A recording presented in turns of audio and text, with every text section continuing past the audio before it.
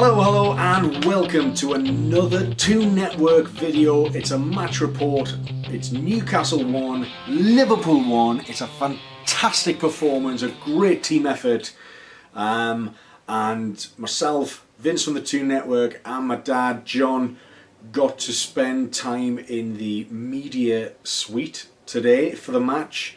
So as part of the big experience where we went to the training session on Thursday and met Rafa Benitez, of course. If you haven't seen that, please check out my previous video and I'll tell you a bit more in depth what we talked about there. But what a massive point today. I thought the crowd was electric today. As I said, the performance was really disciplined. The work ethic was spectacular. And, you know, we kept one of the Premier League's most dangerous and dynamic attacks at bay. And that can only be down to, of course they're a far better team than we are, but that was down to hard work, discipline and tactical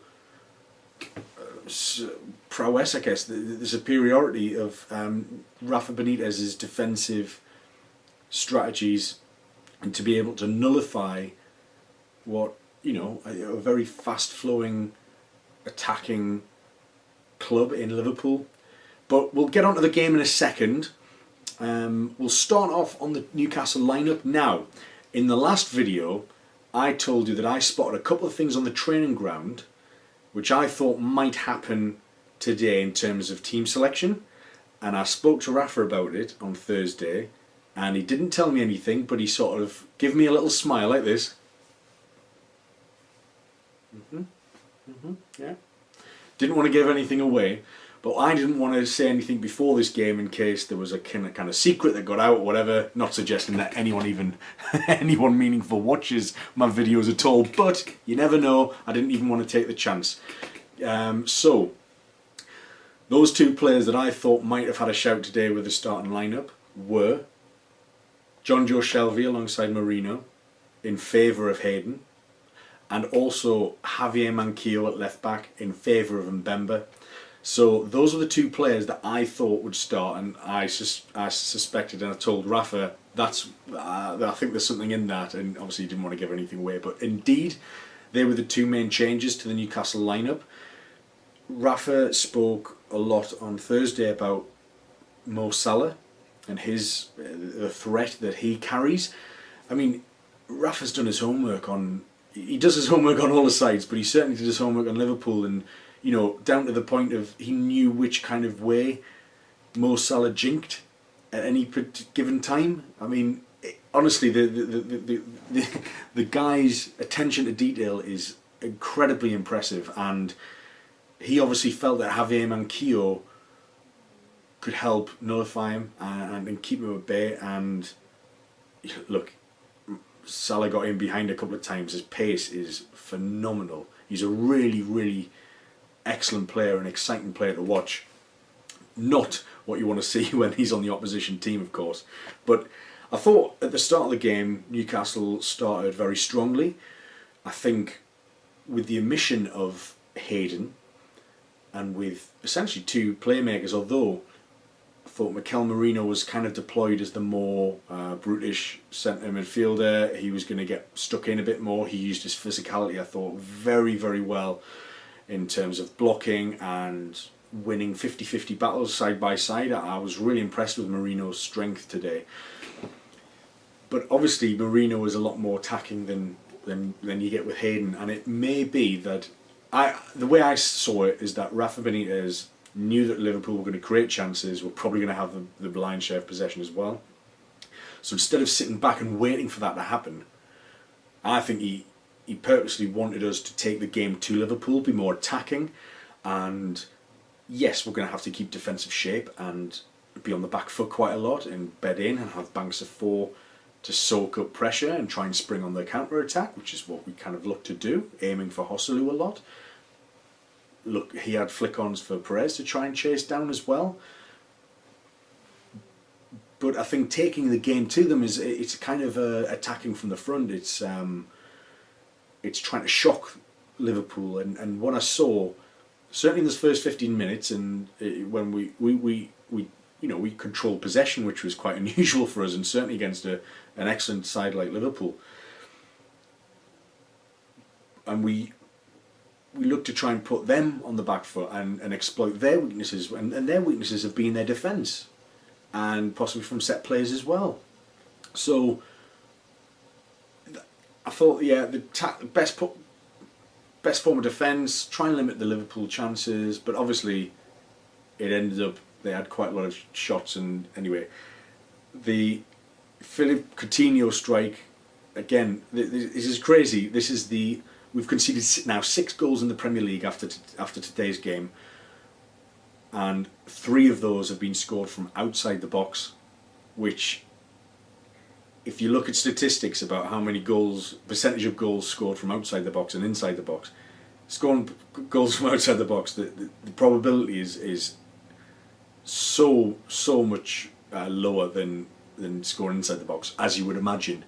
But the fact that 50% of the goals that we've conceded have been long-range strikes, I don't know. It's difficult to know what that tells you. Are we not closing down too much? I mean, I know Shelvey came out after tonight's game and sort of maybe admitted he felt he could have done a bit better closing down, but when a world-class player like Coutinho can just pull that out the top drawer, I'm not sure what you can do. Shaqiri obviously scored against Stoke, and I thought we probably, even though he cut on in his left as much as Coutinho is always going to cut in on his right, which is what he did. It's almost like you can't stop. It's like the Robin thing. Robin always cuts in on his left-hand side from the right wing and fires in. Like, he does it every time. Even though you know what he's going to do, it's still extremely difficult to stop. So I have not seen the goal since coming out of the game. I don't really want to blame Elliott. It was just a really good strike, I think. And yeah, maybe Shelvey could be doing more. But look, goals like that happen. And I think if we defend like we did today and if we continue to limit teams to only being able to score from outside the box, eventually probability is going to even itself out, and we're going to concede a lot less. Obviously, Moy scored for Huddersfield from outside the box. That should have been closed down sooner, Shaqiri as well. But I don't know, maybe that's something that they can work on in training in terms of trying not to concede, But having said that, I felt that certainly in the second half, I'm getting ahead of myself a bit now, but on the subject of closing down long shots, we learnt from that mistake, I think. And, even Shelvey was sticking his body in the way, Marino certainly was, and Kieran Clark and Lascelles, I thought, were powerhouses at the back again today. Really strong, really solid, and I think that was the basis for our performance today. Shelvey, obviously, if he felt he was at error for the goal we conceded against Coutinho, he certainly made up for it for his pinpoint pass for Joselu's goal. So I saw on the replay at half time that his pass was absolutely, the way it was threaded through, the perfectly timed run from Joselu as well. I mean, he's not offside, he's level, and that's absolutely perfect. And he took a couple of touches, Joselu, and you just think, smack it with your left. But he didn't look like he was confident. He didn't look like he was ever going to hit it with the left, and he was almost going to try and toe poke it with the outside of his right. In the end, he didn't get the chance to make that decision because I think Matip came in, tried to clear the ball, it bounced off Joselu's shin. It was an absolutely Shola Amiobi finish, and Mignolet is conceded again. Now we knew that's the 12th. I think that's the 12th goal that Liverpool have conceded so far in the league this season, which is if you look at the other teams around them in the league, their goal difference is now 1+1, which is incidentally the same as Newcastle's. But if you think of all the teams around Liverpool, and I think Burnley have just leapfrogged them after today. But if you look at your Man United, Chelsea, Man City, their goal difference is far, far superior to Liverpool, and that's going to be a real error for them. And the Liverpool defence has always been, for years, has always been very porous. And since Rafa Benitez has left Liverpool, he still hasn't been beaten by them. And in fact, the last time we were in the Premier League, we took 4 points off them, home and away. Rafa oversaw the away draw, the 2-2. So I thought, yeah, it was a bit of a slice of luck for the Joselu goal, and I think Liverpool fans will be very annoyed that they've conceded in that fashion. But I think the sheer determination of Joselu, and I saw him on Thursday, and I said to him, I shook his hand, and I said to him, "You're going to score on Sunday. It's your time. I can feel it." And he laughed, and he went, "Okay." So I'm going to claim. Shelvey might have got the assist, but I'm going to claim partial credit for the Joselu goal today, and I'm going to say that unashamedly. So, but I thought, look, I thought he played well as the whole team did. But look, strikers are there to score goals. They're judged on scoring goals. He scored the goal today to get us a point. That's huge. That'll be great for his confidence. Rafa said in the post-match press conference afterwards that he spoke to Joselu and just said, "Look, don't worry about the missed chances. Just keep getting yourself into those situations. Keep getting yourself those opportunities, and the goals will come. And hopefully now, you'll get a bit more confidence from that. Sometimes you just need that. Strikers especially, goal droughts can be horrifically complicated in terms of your mentality and trying to focus and overthinking shots, which I think if you imagine after Patrice Cisse for a while couldn't hit a barn door after he went through that awesome run when he first arrived. So it's a strange mentality when you're going through a goal drought. So you just need a break. You just need something to go your way, and it went his way today, Joselu, and I'm delighted for him, especially going into the international break. And hopefully he can pick up from there. But ultimately, I thought Liverpool were really, really wasteful in front of goal. I think the two main chances that they missed was in the first half was the goalmouth scramble, which, I mean, they had about 3 chances. Almost like they were trying to score the perfect goal, trying to pass it into the goal. Sometimes it just needed somebody to lash their laces through it.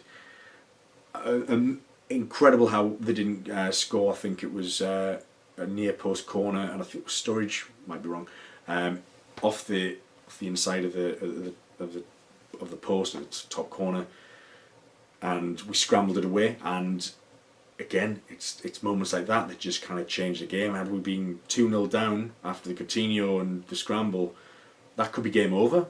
That really could be game over. But we kept battling away, and I think it was really important that after the Coutinho goal that we didn't concede immediately. We kept solid to keep ourselves in the game, and it wasn't too long after that then, of course, Joselu scored. But in the second half, Liverpool missed another great opportunity to go 2-1 up, and I think the ball came back. Clark took an air swipe, and he tried to kick it, air kicked it. It sort of spun backwards, and Sturridge is 1-on-1 with Elliott. Elliott makes himself huge, makes the save. It comes back to Salah, who then skies it, and that's again. These are the chances that Klopp will rue, that he feels that, and he'll know. Look, this is now. It was a great time to play Liverpool because now they've only won 1 of the last 7 games, and in the post-match press conference, Klopp was a little bit spiky, I guess, when it was suggested, how do you explain 1 win in 7? So maybe, maybe this was the best time to play Liverpool, and while our confidence was still relatively high and going into the international break, a lot of pressure on them, but we did what we needed to do. It was really interesting to see Klopp as well throughout the game, because I was sat right behind the away dugout in the press seats, and he pretty much didn't leave his technical area. He stood for the whole game. He turned around, he'd sort of interact with the crowd, even though it's not his fans. He'd remonstrate with the fourth official quite a lot. He actually believed that there should have been a Liverpool penalty in the first half, I think, for shirt pulling. I haven't seen the incident since leaving the ground. I've just come back to record this straight away. But he seemed pretty adamant about that. Now, from my perspective, watching that game, I thought that the referee, I think a lot of smaller decisions, not critical decisions, but a lot of smaller decisions went Liverpool's way rather than Newcastle's way, like little handballs, things like that. And certainly I thought Joe Gomez was extremely fortunate from where I was sitting to not get a red card for that really high reckless challenge on Atsu, I think it was. Now, you look at an incident like that and you think, was it as dangerous as the Mane one? Was it more worthy of a red card than the Shelvey one was, for example? Again, I'm not arguing that Shelvey shouldn't have been sent off against Spurs, because I think he should have been. But it seems ridiculous that the one that could have taken somebody's head off and left Atsu unconscious is deemed a yellow card, whereas a stud on a finger of Dele Alli is worth a red card. They're the laws of the game, but for me that doesn't really make too much sense. So I thought they were quite fortunate to get a yellow card there, and that really, I think if he'd got sent off, then we would have just gone for it, absolutely gone for it. But we held our shape. We had to be defensively disciplined. We knew that they would come back. In the end, Liverpool had about 17 shots, I think. Yes, they had 17 shots, but they only had 2 on target. Obviously, one of them was the Coutinho one from outside the box, and the other one was presumably the Sturridge shot that was then saved from Elliott. So, but Newcastle, as they weren't against Brighton, were a lot more efficient with what minimal possession that they had. So against Stoke, we had less possession, but we were really efficient with it, we were economical with it, and we did a lot more when we had it. So I think today's game was a classic example of us actually making most use of the possession that we did have. We ended up having only 8 shots, so about half the amount of shots that Liverpool did, but we had 5 shots on target. So our shots on target percentage ratio was a lot better than Liverpool's. We had 3 shots more on target than them. We only had 33% of the possession, 32% possession today. So that's what Rafa Benitez does. He gets the most out of his players, and it's looking to exploit when the time comes on the counter attack or whenever against better teams, against any team. If we're not going to have the lion's share of possession, you've got to do something with it. You've got to do something meaningful with it when we do have possession and make best use of it. And today we did. Looking at the expected goals model, Liverpool should have had 1.79 goals today. Newcastle were expected to only have 0.37. So that's crazy. I mean, Klopp in the post-match press conference said that he felt that Liverpool should have won that game, and I probably agree with him. But I think that's a different thing to say that Newcastle didn't deserve the draw, because I think Newcastle deserved the draw because of the defensive performance and their solidity, and I think Liverpool sort of didn't deserve to win because they missed those chances. They were profligate in front of goal. So I think they kind of lose that right to say that they should have won when they're so wasteful. But we just happen to capitalise, and that's football, you know. So it was a really interesting game today. I thought it was really tense right until the end. I mean, I remember looking at the clock and it was on 69 minutes. I was just thinking, oh, like another 20-25 minutes of this. But we held out, and I was really impressive with the defenders. I thought Manquillo was steady. I thought Yedlin was really good. I thought what I saw was their fullbacks, Gomez and Moreno, just essentially acting as second wingers and giving us a real headache, I think. So it was really important that we got back. Atsu worked hard, Richie worked hard. When you've got 2 really hard-working wingers who are great going forward, but also have the tactical discipline to come back when needed, that also helped our shape today as well. I've already mentioned Moreno.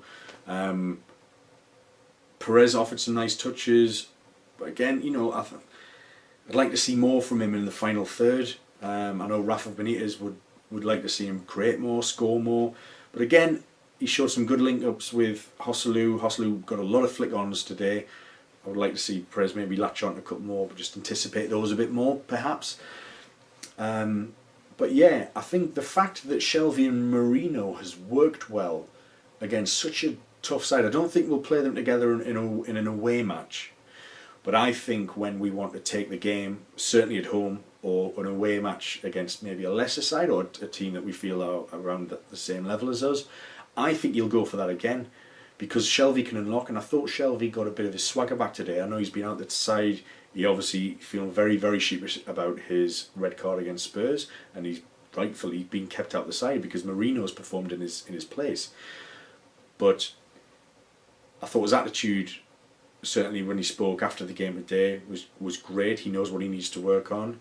He's taking responsibility. But I thought it was the performance the performance we probably deserved from him, and we could largely expect from him, because maybe he feels that he owes the club a bit and the fans after what he did in the opening game of the season. And yeah, maybe he did a bit, but I thought he delivered today. And he got that threaded through pass. There's very few players can do that in the Premier League. It seems very, very easy to do, but you consider who can thread a pass through like that, right between two defenders from that distance, and with a perfectly timed run. It's not as common as you would expect. So I was really, really pleased with him today. But yeah, I think the whole game was largely just harrying the Liverpool players, not letting them have any time on the ball at all. Because when they have time on the ball, like Coutinho found, that's when he can unleash a world-class strike from out of absolutely nothing. And that's what sort of can win a game. That's what can get you points on the road and in other games as well. But I thought we were really in their faces, Liverpool, and that was certainly a strategy that Rafa Benitez wanted to impose on the opposition. And we went in, we used physicality against them fairly, but we let them know they were in a football match. Coutinho was hobbling a bit after a tussle with Marino, and Henderson as well. Like I noticed that their players were maybe not battling as hard as the Newcastle players were, and that's how we made up the deficit of ability. I think our work rate and our physicality and strength that we used sort of tried to almost topped up where we were lacking in ability, which obviously they have a much more talented squad than we do. By far, they've spent hundreds of millions of pounds on their squad. We haven't. So, and that's what you get with Rafa Benitez. He finds a way. He finds weaknesses, and he finds it's a puzzle to solve. How can we hold our own against a team that is far better? And you just saw that today, and I'm sure you'll all be really, really pleased with that draw. It puts us on 10 points after 7 games. In the post-match press conference, Rafa said, "Look, certainly after the first couple of defeats, he's delighted with it." I think he was kind of saying, "I wish we'd had a bit more," because he probably feels that maybe the Brighton and Huddersfield results we could have at least got a draw or win from one of them. But he basically said he doesn't want to be greedy. He's quite pleased with where we are. We're in 9th, I think. It's top off the table. Consolidated the place there. We've played Liverpool and Tottenham at home, so 2 of the big 6 in the bag already. And I think what a nice way to sign off before the international break. Allows us to regroup, and we'll work out where we get what went wrong. Can we stop conceding these long range goals? Who can tell?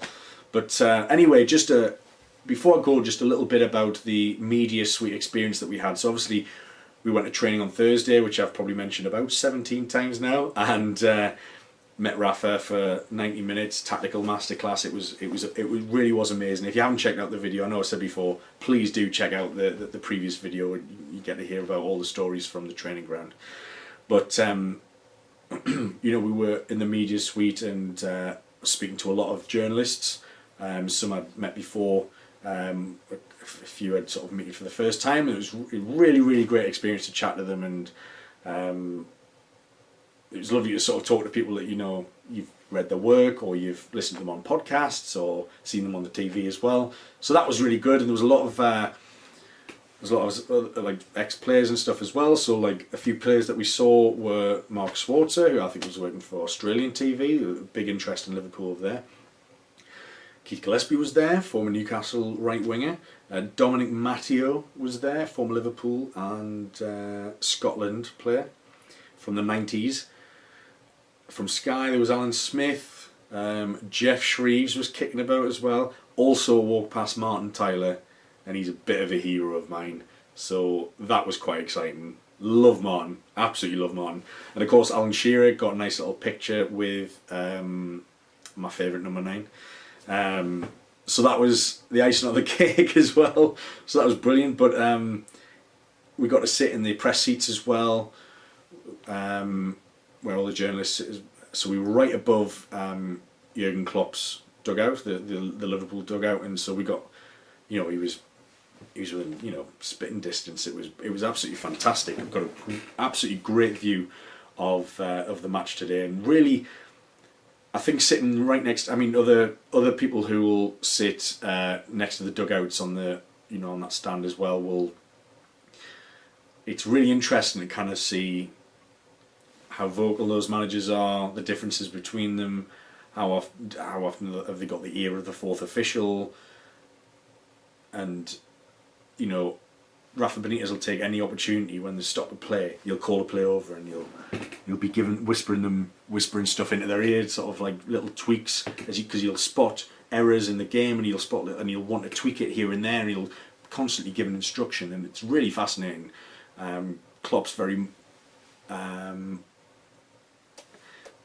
he's very expressive, and he motivates a lot, and he applauds when things go well, and he he curses when things don't go well, which we saw a bit of that today, and he laughs when he thinks some decisions are ridiculous. He's a great character, I must admit.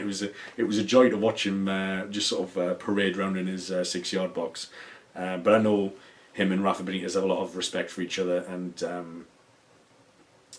I know that Rafa, it was a big day for him, a big fixture against his former club, which he still holds in very high regard, of course. He wants them to do well, but maybe not in the games against us, which he'll be delighted to have nicked a point against his old club. I thought the Liverpool fans were really good, actually. They must have sold out their allocation, because it was jam-packed at level 7, and they sung quite heartily as well. So I've got to give props to the Liverpool support, because I did think it was pretty good. But obviously the Gallagher Flags did a massive display with a message in Spanish to Rafa Benitez, which I think sort of translated to we're behind you, we believe in you, we're here for you, we support you, which I think was the sentiment. And Rafa Benitez read that back to people in the press conference, so he saw it, he acknowledged it, and he was obviously very grateful and touched by that. So good job, Gallagher Flags. It looked cracking from where I was as well. It just adds to the atmosphere. There's a minute of applause for Freddie Shepherd, the former Newcastle chairman, who passed away this week as well. So it was good to remember that the good times that he brought and the ambition he showed. Didn't always get everything right, Freddie, but he brought Shearer in, which was if you're gonna do one thing and have one legacy, not bad, Freddie, not bad. So that's it. So Newcastle won, Liverpool won. It was such a tense game, but it was so enjoyable. That's why I love football. Basically from the sublime in Coutinho's strike to the ridiculous in Joselu's. But as football goes, they all count for the same, don't they? Thanks very much for watching and listening. If you've been listening to this on SoundCloud or iTunes, catch us on Twitter, catch us on Facebook as well. All of the platforms will be listed straight after this podcast, and it is at the start as well. I've been Adam from the 2 Network. What a week it's been as a Newcastle fan, to meet Rafa, to meet Shearer, to see training, to meet most of the first team squad, to get a real insight into the behind the scenes of the training ground, of the press room as well. It's been absolutely phenomenal. I've got to give huge thanks to the club, Thanks to Vince for making the donation to the food bank. It's been an absolutely spectacular week that only most Newcastle fans, I'm sure, just regular Newcastle fans like me, could only dream of. It's been absolutely amazing. So thanks to the club for that. Thanks for Ryan in the press team as well at Newcastle for helping us out, making it all happen, and it's been great. Thanks very much. I'm going to stop rambling now. 1-1 against Liverpool. What a great result. I'm delighted with it.